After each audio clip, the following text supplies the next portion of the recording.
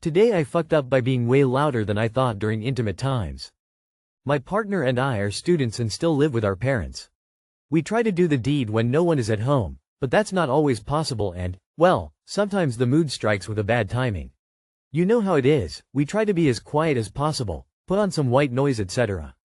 Partner assured me the walls were soundproof and that neither their parents or sister ever mentioned they had heard anything. Well, we happened to have the house to ourselves one day and decide to test it out. Put on some white noise, and one of us moans softly in the room while the other listens from elsewhere in the house. Oh God, do we hear everything, from any point in the house, as clearly as if standing in the room. I'm gonna go bury myself in the dirt now.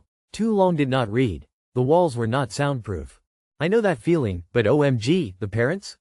I once received a very delicate and politely worded computer-printed note slipped under my door by an anonymous fellow tenant in my apartment building after a weekend visit by my boyfriend at the time. We had no idea the walls, floors, ceilings, whatever were that thin. No idea at all. I still cringe and blush just remembering it lol.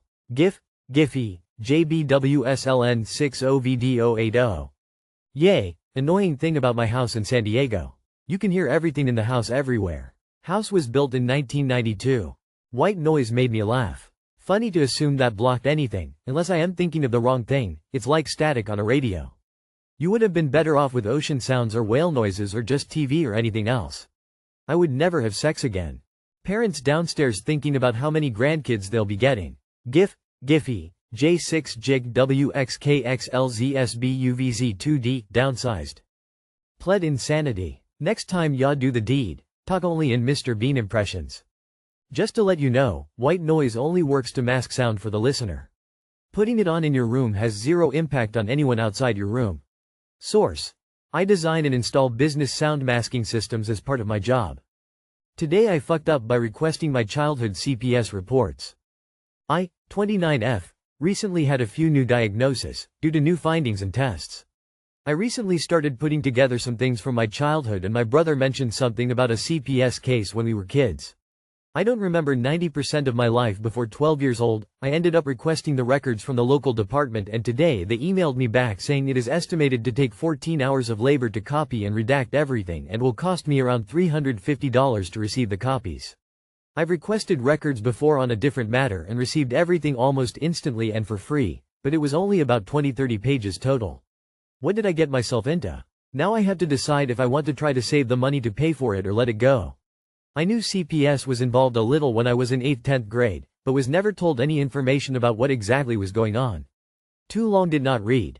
I requested childhood CPS reports and there is way more than I ever expected. I would contact your local state representative, not federal. You may get a friendly staffer who can pull some strings or figure out how to navigate the bureaucracy. I help with random stuff like this when I worked at the state legislature. I would call the records office and have them provide an index of the types of documents available.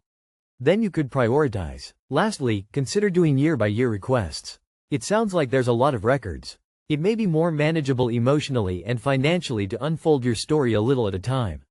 I hope you have support as given your lack of memory and the mention of diagnosis. What you get is likely traumatic to learn, remember. If it was me, I'd want all the details. But it might be really hard.